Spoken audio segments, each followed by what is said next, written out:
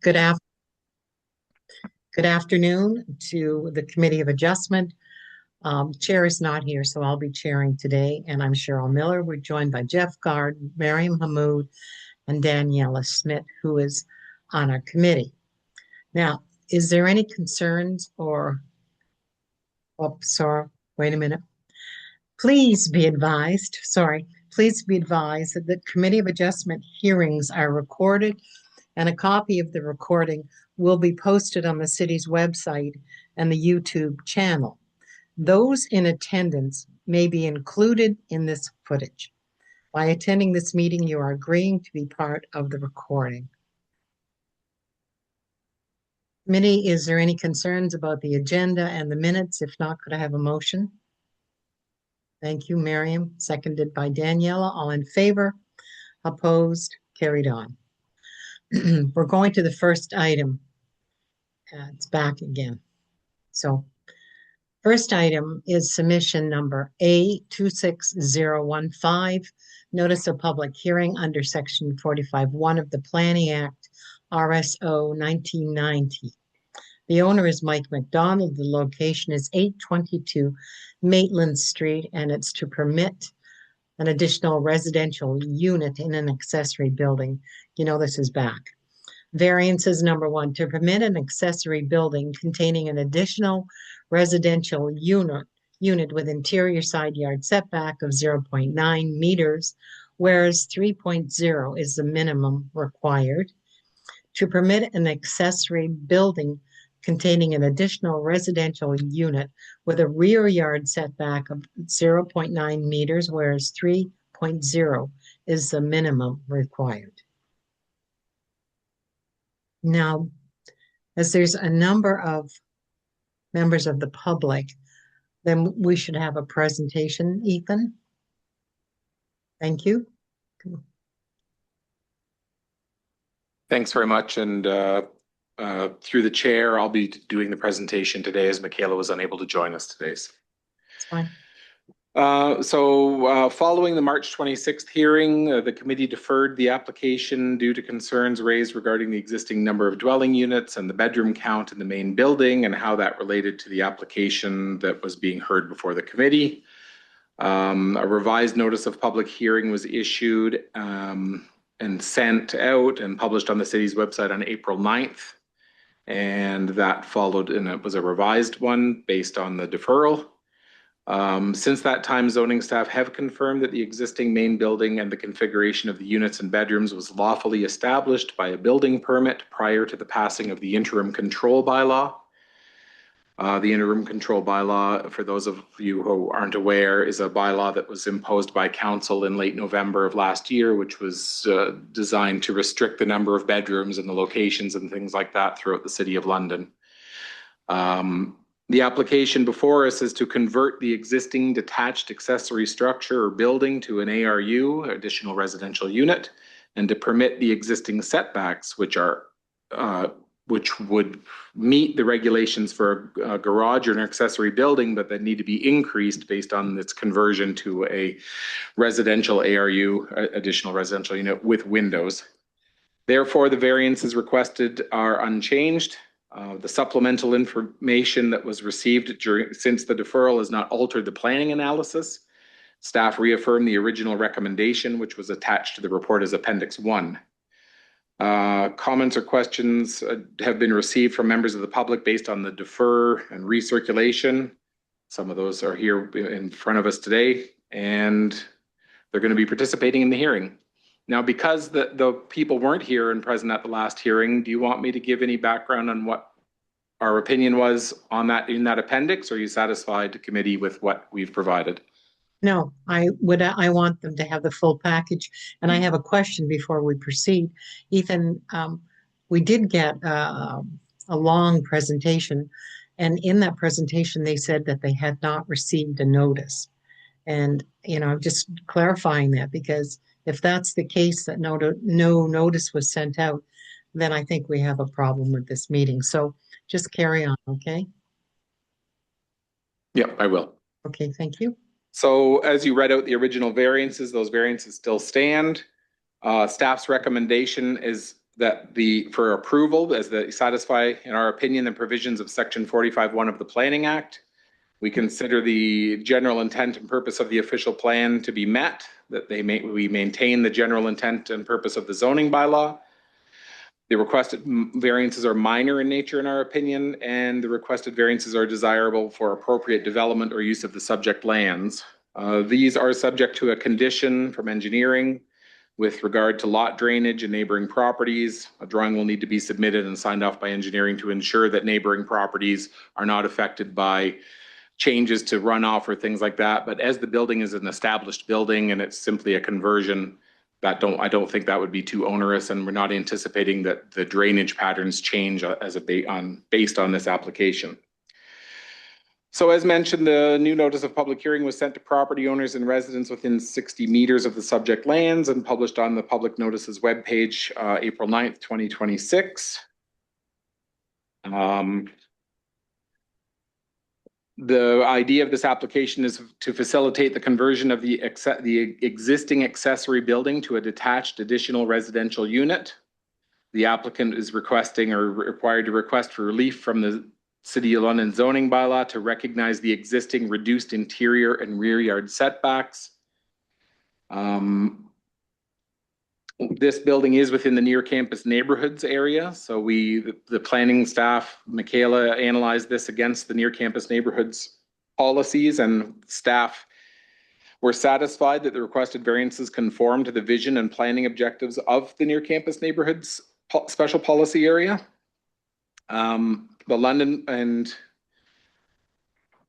the proposal represents residential intensification through the additional residential unit, it was our feeling that measures have been incorporated into the building because of its existing location and the design of the site that were satisfied those concerns that might come up through the near campus neighborhoods policies. Furthermore, the London Plan establishes a framework that supports residential intensification, and those policies can be found throughout the London Plan. And the planning analysis indicated that the subject lands are of sufficient size to accommodate the conversion of the accessory building to a detached ARU, additional residential unit, while maintaining appropriate site functionality, including landscaped open space, outdoor residential amenity area, and adequate buffering, in our opinion, from abutting properties. The proposed conversion makes use of an existing structure without significantly or altering the built form or site layout in any way. Finally, the proposal represents an efficient and appropriate use of land and existing municipal services by facilitating an ARU within the built area boundary and primary transit area. The proposal contributes to what we consider to be gentle residential intensification and aligns with the London Plan's objectives to optimize the use of existing services while supporting a range of housing options. With regard to the zoning bylaw, and the setbacks, the intent of regulating minimum side yard setbacks is to ensure all building components are located in appropriate distance from lot lines to sufficiently accommodate on-site functions, including maintenance, landscaping, buffering, and stormwater management. And it was our opinion that the conversion of this building to a residential unit rather than just an accessory building would not negatively impact that from a planning perspective. We felt that the reduced interior side yard setbacks were minor in nature when considering the context of the subject lands, the adjacent properties, and the overall existing conditions. Specifically, there are windows on, I believe, all sides of this accessory structure, and those are to remain. And those windows that are on the north and south lot lines seem to align with adjacent accessory structures, so they won't contribute to any sort of privacy concerns or overlook, in our opinion.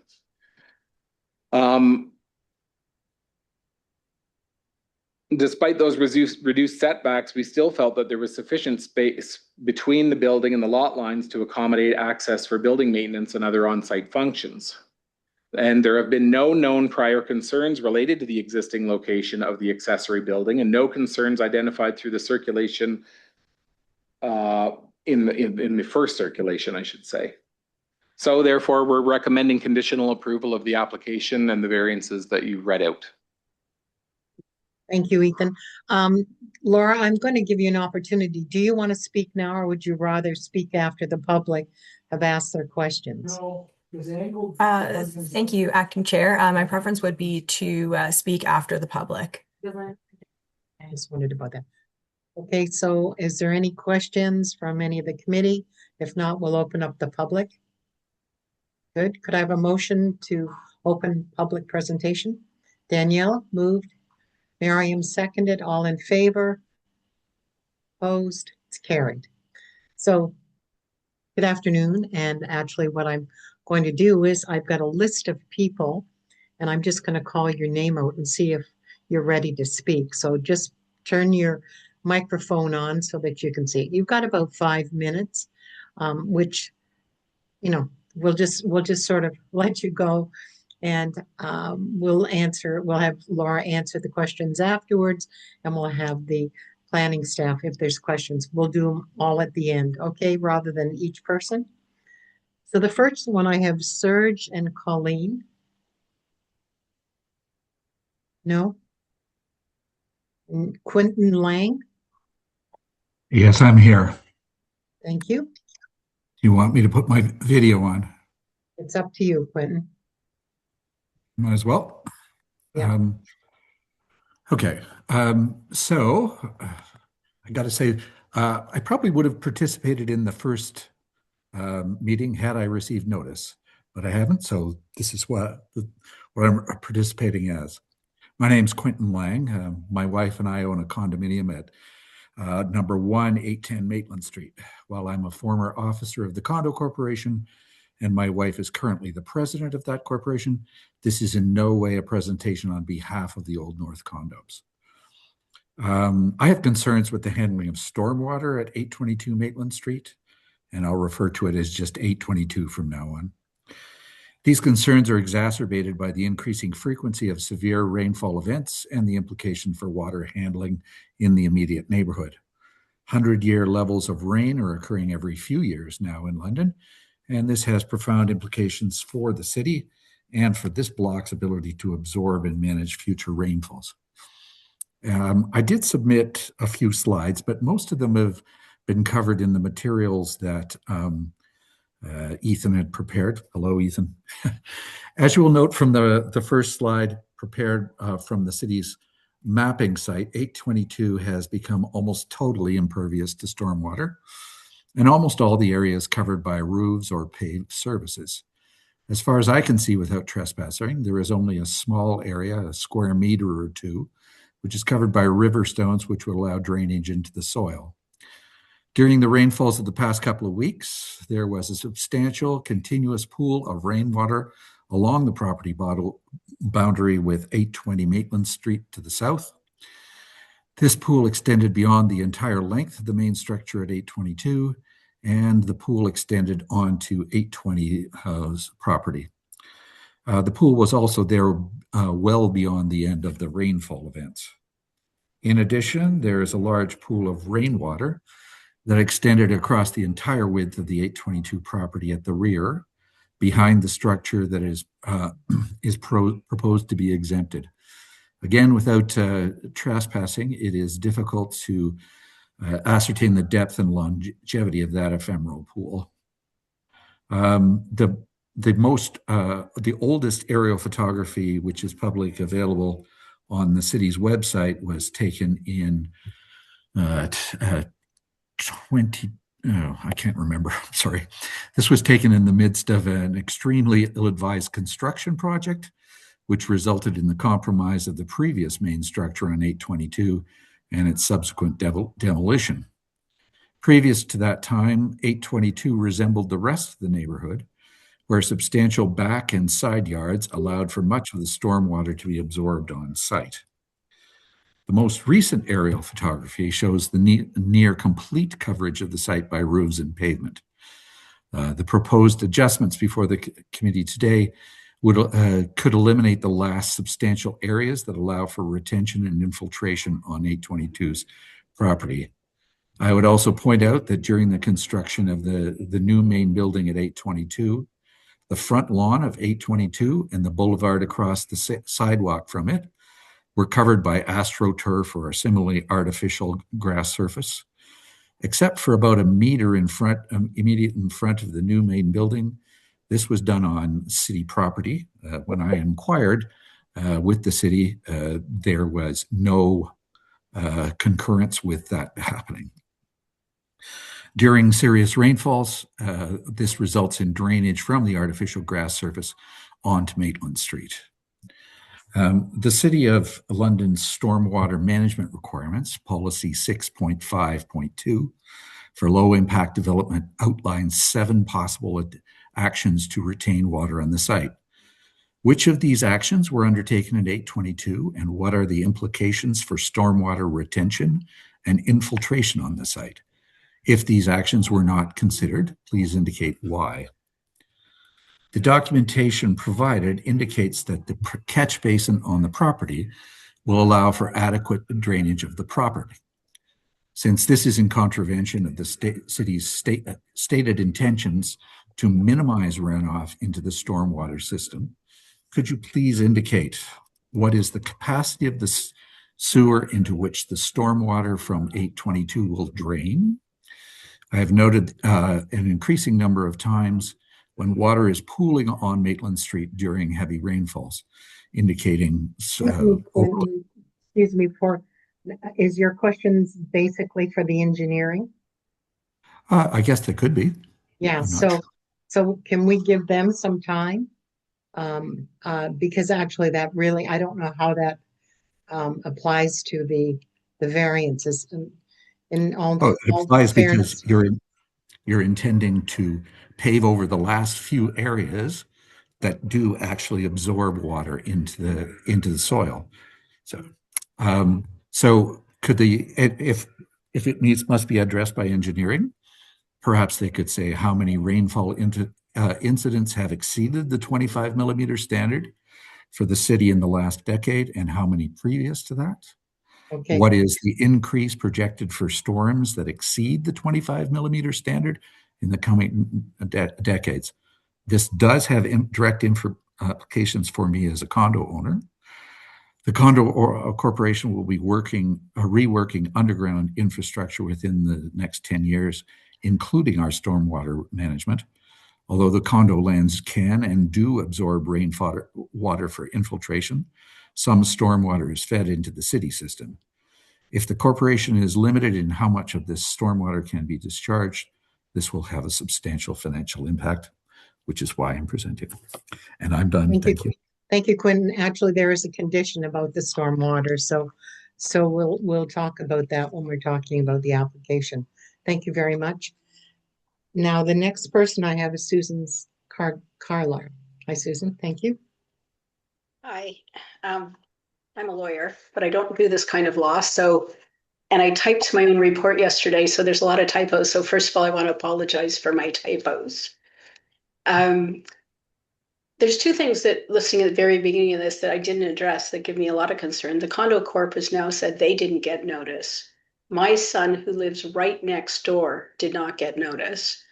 And the Planning Acts Committee recommending this says one of the reasons for the recommendation is during the circulation period, nobody objected. Well, if it wasn't circulated, then nobody had a chance to object. So I'm not sure how it's supposed to have been served if, in fact, my son, who literally is 2.5 feet their front door from the shed, didn't get notice of either the first or the second application, and the condo corp didn't either. Secondly, and this is just a point of order, and I don't know the answer, Mike McDonald does not own this property. A company does, 822 Maitland Street, Inc., I think.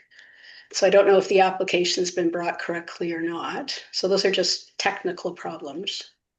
My big concern, as I said, I was babysitting my granddaughter, and there was a huge amount of noise in my son's living room. And it literally sounded like a rock band was playing in his living room. And subsequent to that, there's a couple of other events where the kids had to reach out to the city bylaw officer, and they would come out, and there's somebody living in that shed. And first of all, I want to show you, I pulled this up from the city web or from Google Maps. That's the shed we're talking about. That's what it looked like when the property was purchased. There was a building permit taken out in 2020 for a shed, no water, no sewage, nothing. So it's a shed, which presumably could be moved. And they want to change it into an accessory dwelling unit with no consideration of the noise impact on the neighbors. In addition to that, as I circulate with my material, though this is zoned for 2 3-bedrooms units, they're advertising it as 2 4-bedroom units. The building permit hasn't been signed off on the house. No building permit's been taken out for this shed. It wouldn't have been granted as an accessory dwelling unit if they'd taken it out. But they're going ahead and using it as one such. So, and it might be 2.5 feet from the lot, or 2 feet from the lot line, or whatever they say in this application. But the fence line isn't where the lot line is. The fence line's been in existence probably for 40 years. The fence line is much closer than the lot line. They surveyed the property as part of their work, and the survey stakes went onto the other side of the fence. But there is a fence that's been in existence for many, many years behind this shed, which means the shed is so close that you can't get in there and weed it. If people are living in there, especially students, there's going to be a lot of garbage and that's going to get behind, and perhaps vermin that'll go beside, that you can't control if you're that close. And the snow that's coming off that shed is falling onto the abutting properties and my kids' front porch and driveway on that apartment that's behind on St. James Street. So my objection is, I don't care about it there being an accessory dwelling unit. I support planning staff thinking it's nice to have more people living in downtown London. I think that's a great thing. I live in downtown London. I love downtown London. But I don't think it should be that close to the lot line. There's a reason why you have that side yard setback. And converting a shed to a dwelling unit without taking into consideration the noise impact on the neighbors, and not having any way of insulating it, or, I mean, maybe there's ways of attenuating the noise in the roof line now. But I literally found out about this a week ago, and only found out about it because I went to look if there was a permit for the shed. And there is a permit for the shed taken out in 2020. It was never signed off. The purchaser bought it, and now they're trying to intensify their use. They're charging $800 per room in the house, and they're trying to maximize their income, which again, I support, as long as it's done legally and in consideration of the neighbors. So I don't know if it would be more appropriate to defer so that we could have more time to address these concerns in planning, and Ms. Jameson could have more time to answer the neighbors' concerns. But I don't think it was circulated. I think something got dropped. And it's shocking to me that you've now got 2 people telling you this. Anyhow, I'm sounding like a ranting mother, so I'll stop. I've given you my material with all its typos in it and shown you the pictures of how close it is to the house and explained about the noise circumstances. So just let me interject here. We actually, it was deferred from the Committee of Adjustment at the March 26th meeting. The application came here and we had a number of questions and some concerns about it. So we deferred it back to staff, and this is a second presentation. I understand that, but the first one, at no time, either the first or the second, was any notice given to my son, whose house is literally 2.5 feet from this shed. That's a question I Right. asked. And Yes. I found out about it only because the noise was so disturbing that I went to look at the city website to see if there'd been a permit taken out for somebody to live there. And what I found, in fact, was a permit for a shed to be constructed with no water and no sewage. I can't remember what no else. I said it's all in my material. And then the material about this meeting. And so I reached out to planning directly to find out about it. No notice was given to the abutting neighbor. And that's exactly what the guy at the Condo Corp just said. I'm sorry, Mr. Lang, I forgot your name. That they didn't receive notice. They're literally 3 doors down. So something's gone wrong with the notices. And I bet you Serge is the guy that lives on the other side of the laneway. So I'm not sure why he didn't come in, but maybe he had a problem with his Zoom. But the neighbors are very concerned about this shed and the intensification of the use. I'm not concerned about the intensification of the use so much as making sure that it's set back far enough and properly constructed so that there isn't any noise that disturbs the neighbors. That's what my big concern is that it is. Thank you. Thank you. May I make a point of clarification? This is Quentin Lang. No, Quentin, I'll do it for you. Okay. We all received the chat, and the chat is Oh, just, thank you. yes, the chat is clarifying that he was not speaking on behalf of the Condo Corp. The Condo Corp is not notified. Each individual owner of a condo is. I understand that, but I understood Mr. Lang to say he didn't receive notice. Not of the first one, no. But he did for the second. Yes. Okay, thank you. Thank you, Sue. Jenna?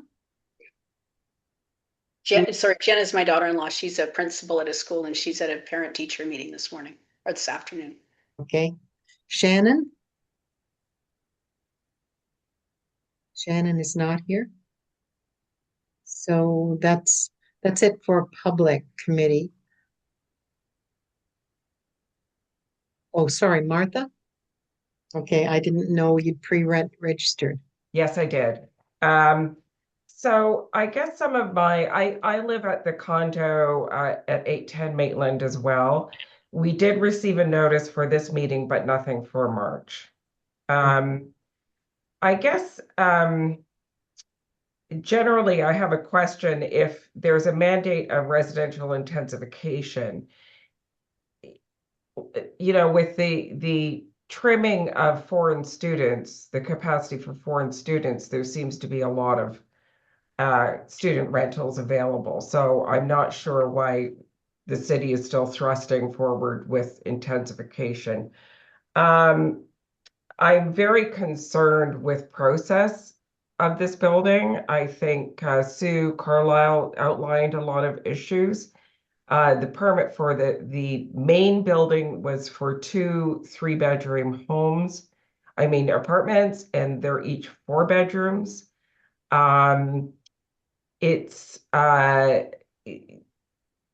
It was on the market listed for sale a month ago. It's no longer listed for sale, so I'm not sure what's happening with that, if they intend to flip it after getting this done. And there's a permit. This outbuilding that's being discussed right now is in fact already tenanted. So, and causing the neighbors a lot of grief. So I'm not sure why, if with the intensification mandate, does everything just get approved? Even this sort of the look and feel of the house has nothing to do with the aesthetic of the neighborhood. And I'm just shocked that it got approved in the first place. And I'm concerned about the water. I'm concerned about the constant trash that's around that property because there's not sufficient bins for the tenants to use. And so you try to add another one, and it's already been built. So if it doesn't get approved, does it get bulldozed, or you just go, oh well, we missed it? I don't know how this works. I'm absolutely flummoxed. Martha, unfortunately, all we can do with this committee of adjustment is with a zoning application, and they're changing it through a variance. So that's all we can pretty well deal with is the variance. That's why the last time we had some concerns and we deferred it back, and that's why we're here again talking about it. So I understand your concerns, but unfortunately, it doesn't affect the variance. But I find it annoying, and perhaps you should maybe contact your council member and talk about trash. But that's sort of out of our purview, and I apologize for that. I guess, okay, so the variance requested is to go from a 3-meter setback to less than 1 meter. Correct. Which means that there's absolutely no outdoor space for any of the tenants there, virtually. We're just down to like paths. Um, and I simply don't understand how a permit is being requested, or a variance right now is being requested for a structure that has already been built. As a shed. Hold on, hold on. The shed was there when they purchased it. So, But the structure is different now, takes up a different footprint. okay, So the footprint has been altered, and I have pictures, and Sue had a historical photo. They are not the same footprint. And so I don't know what's going on here. It seems like the cart came before the horse, and it concerns me very, very much. well, Martha, if you hang on, afterwards, the applicant, represented by Laura, will answer a number of the questions that you've asked. Okay, thank Okay. you. Anybody? Monique, sorry, I thought it came up behind City of London employee. So when you're up. So anyways, welcome. Thank you very much. Thank you. I also reside in the condo complex that we have. A lot of my concerns, I'm echoing all the concerns that everybody has said. I am deeply concerned about the process as well. I did contact the counselor a year ago, and the answer was that if we don't have an Old North neighborhood committee, we basically don't have a voice. And that was extremely concerning to me. And I think that the way that these buildings are popping up here and there, and then the approval, like exactly is after the fact, it's very concerning. I don't think that we should rest all the responsibility on a volunteer group that would take on these causes. There should be a reliable way within the City of London to do things in a fashion that people are informed, have a voice, and that we can, avoid this problem that we have now on Maitland Street. The AstroTurf absolutely has to go. I'm sure it's not legal. And I've been here 13 years and lived in several communities before that. I have never seen this kind of process being accepted or being, happening without having an opportunity, to change the course of events. So I'm very interested in finding out uh, any response that we have, like that you have, or the committee has, to those items. And we would certainly like to know clearly what is the process, what should be the process, because I think the process that occurred is faulty. It didn't answer the needs of the neighborhood. I think it's about, pro income, and initially I was concerned about the building, the gentleman who wanted to create a basement apartment there. Something was crumbling and he abandoned it. The building was taken down, and then somebody bought the lot to build like a 2 or 3 story structure there. That was concerning enough, So anyways, I'll stop here, and I am very interested in hearing the responses that might help us understand and guide us to the future, because I'm sure these things are going to happen again. Thank you. And it's sometimes very frustrating because if it depends on what happens at this committee, there's always a chance to appeal. So there's a process. So all we can look at this committee is the variances, and that's what we're going to do right now. So I think that's it for members of the public. Could I please have a motion to close public participation, Miriam? Seconded by Jeff. All in favor? Opposed? Carried. Now, Laura, you've heard a number of questions, and the floor is yours. Thank you, Madam Chair, for the floor.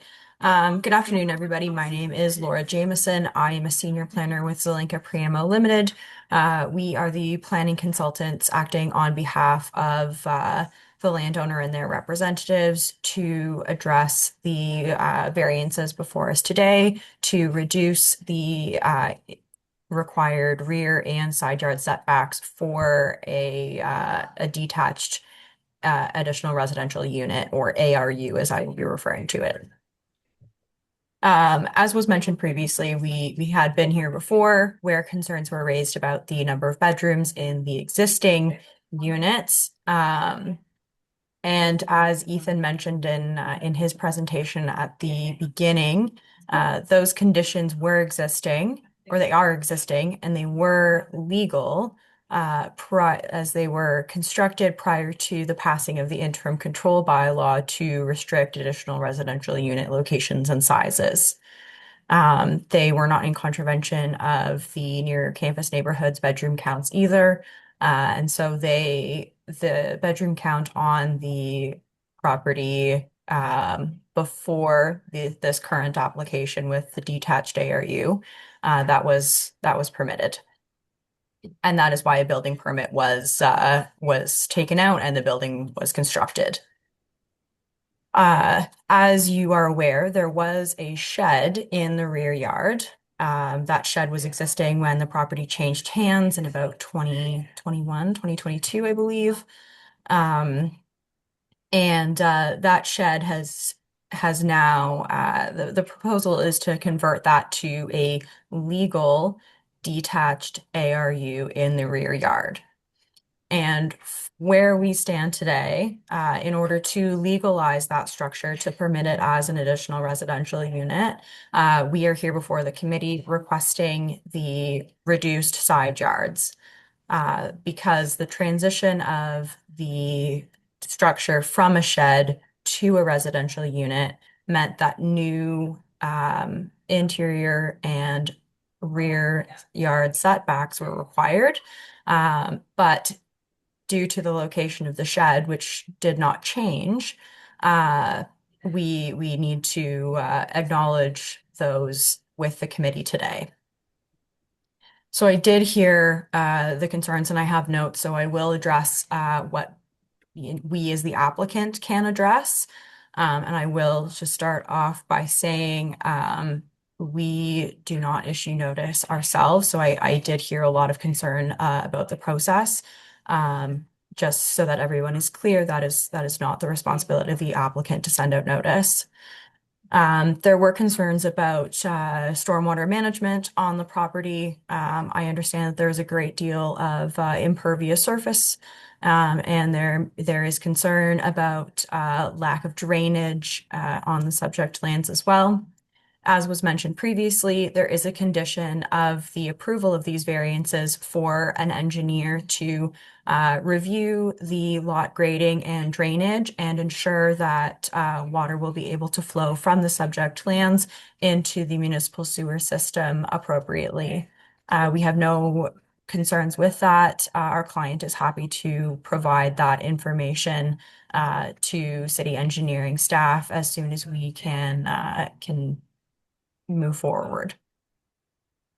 I did hear that there were concerns about noise coming from the property. I do not have any knowledge of the construction specifically in terms of those mitigation measures.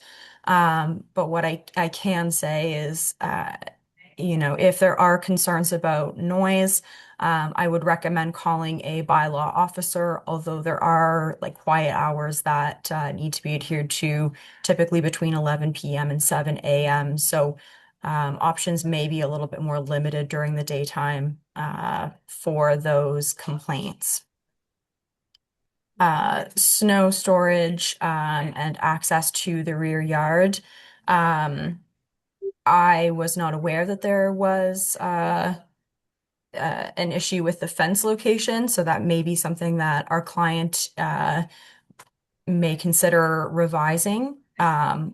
through construction of a new fence at the property line to ensure that there is appropriate maintenance if adjacent property owners are agreeable. If the fence is entirely on the not our client's lands, because I have not seen the survey that shows where that location is, then perhaps there is another agreement that can be reached between those property owners specifically. I did also note that there were concerns about maintenance and refuse collection. Again, that would be a property standards bylaw area that could be dealt with. And landscaping, if the city does have issues, they are able to contact our client or myself, and the message will be passed along to our client to rectify any landscaping within the city boulevard. And then just circling back on the number of bedrooms, I do want to inform the committee that a bylaw officer has reached out to my client directly. They reiterate the terms of the rental license that is applicable, and it is for 3 bedrooms in each unit on the existing property, not 4. If the client does have a 4th bedroom rented, there will be penalties that they are subject to, and bylaw is working to schedule an inspection of the property. Just to cap things off, again, the variances that we're here for today are to review specifically the setbacks of the proposed detached ARU from the interior side and rear yards. It is our opinion that these setbacks, given the existing structure, are appropriate. There are limited privacy concerns, although again, I recognize that there may be noise issues based on a certain tenant, but that is not something that is of the committee's purview here today. If there are any other questions from the committee, I'm happy to answer those. Thank you for your time. Thank you. Any members of the committee would like to ask Laura a question? If not, no. Well, Jeff, do you have a question? Jeff, you're muted. You're muted. Thank you. Thank you, Madam Chair. I do actually have a couple of questions for the applicant's representative. Laura, can you tell me when these units were created? So the two in the house and the main structure, and the one in the proposed ARU. The house, the permit was pulled in 2022, I believe, and that construction was all completed at the same time. There is a little bit of a technicality there, where the permit that they applied for, while it could have been a duplex, because that is in essence what is on the property, the building permit application was submitted for a single detached dwelling with 1 additional residential unit inside the building. So that is the technical term for the existing principal building. The reason that we're here to discuss the detached ARU is because our client does intend to submit a building permit application for that, but as was mentioned by one of the members of the public previously, a permit cannot be pulled until the property is in compliance with zoning, and that is the reason that we're here. Yeah, just sort of keep it on the application, please. Well, thank you, Madam Chair, for the caution, but it is definitely part of the applications, the bedroom count, and it definitely was, the timing is important to understand. So that was my point of the question, is to confirm that the timing of the original one and the timing of the proposed ARU, that's an important factor for me, at least. Okay, thank you. Daniela or Miriam? My questions have been asked and answered. Thank you. Miriam? Yeah, I'm good. So Ethan, is there anything you wanted to add?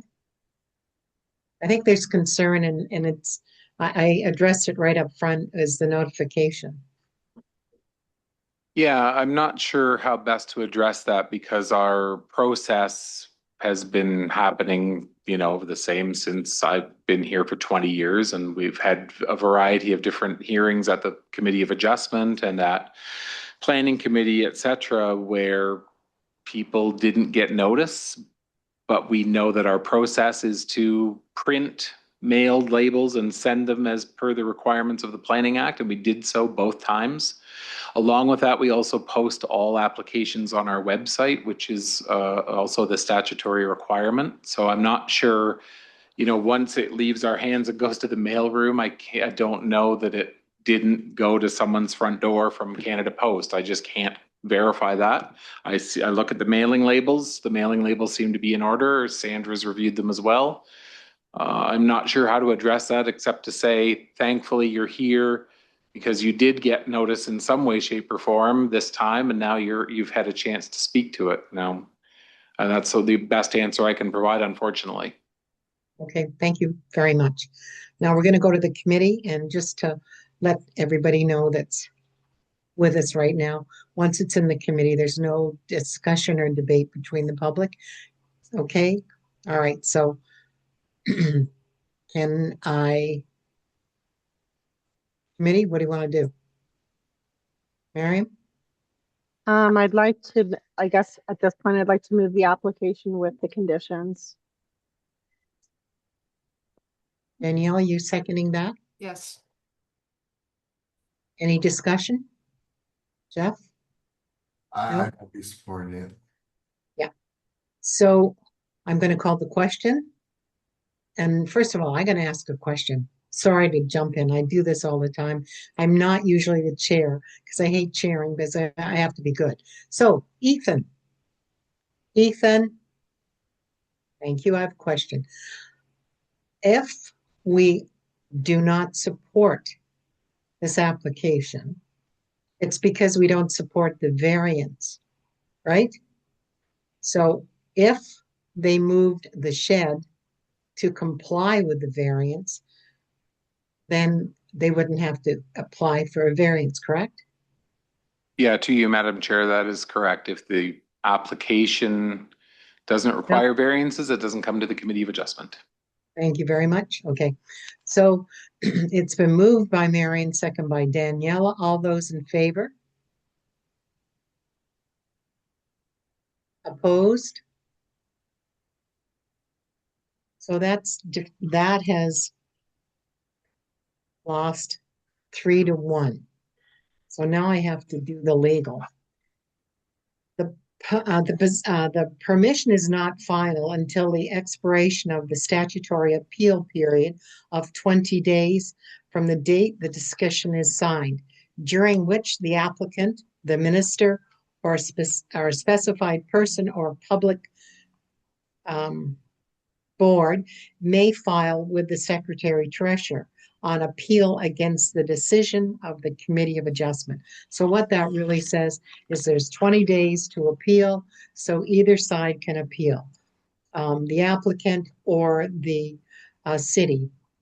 So that application will go to Toronto, I'm sure, and then they'll make a decision for us. So thank you very much, Ethan, and thank you very much to the members of the public. Okay, thank you. And we're going to move on to number 2. Sorry, guys, we're just a little bit working off a phone and 2.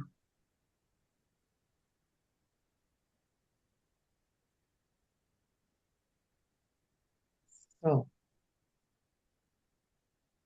right, folks, here we go. This is a submission number A26026, a notice of public hearing under Section 45(1) of the Planning Act, RSO 1990. The owner is 73167 Ontario Limited, York Developments. We've seen this before. And it's 3010 Yorkville Street to facilitate the mixed-use development. 1, to permit unlimited encroachment on a non-structural architecture features. To permit a balcony encroachment of 1.6 meters, not closer than 2.4 to the lot line. 3, to permit 237 parking spaces for phase 1, whereas 363 parking spaces were required for phase 1 and 2. So, Ethan, is that you?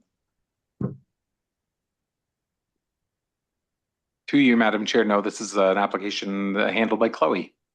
Okay, sorry, Chloe's there. Welcome, Chloe. Oh, yeah. Thanks. Happy to be here.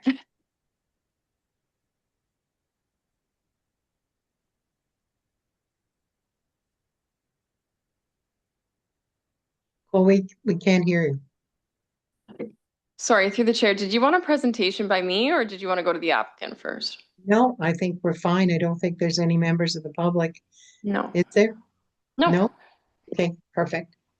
We've handled this before. We deferred this back if committee remembers. So do you want to make a presentation? Or are you familiar with it? Is there any concerns by the committee members? Do you want the applicant to make a presentation? No? Okay, so what is the pleasure of the committee?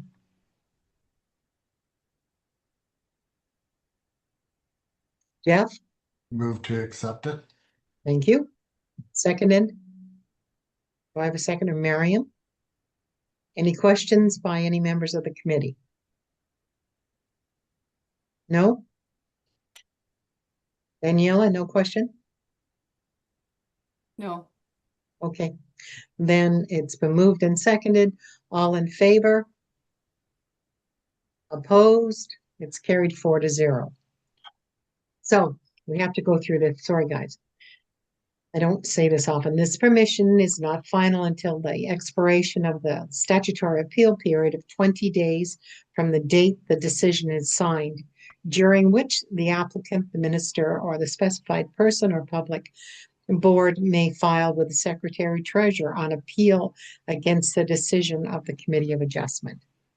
Other than that, ladies and gentlemen, thank you to staff. Appreciate it. The next step is to adjourn. Could I have a motion to adjourn? Thank you, Miriam, seconded by Jeff. In favor?